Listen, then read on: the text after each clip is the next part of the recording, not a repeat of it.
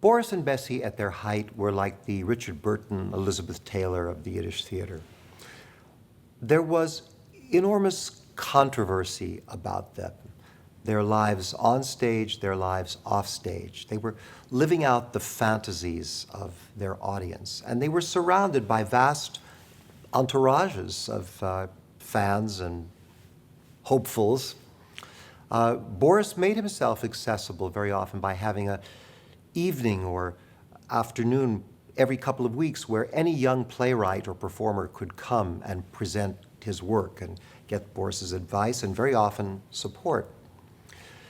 But when it became clear that both of them were big enough stars to sell out a performance, some of the people inside of the business began to look at that in a different way. One manager in particular, Mr. Relkin, who had represented both of them, began to consider what a waste this actually is.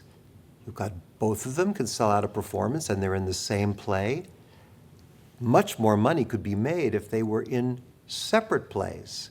So he began to try and drive this as a way of getting Boris and Bessie to split up. And in fact, even maybe there would be more money to be made if they completely split up, because then he'd be managing independently these two careers. And there were other people involved in that.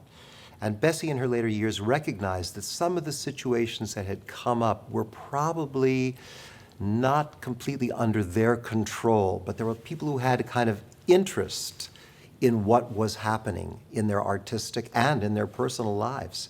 That's a tough thing to live with.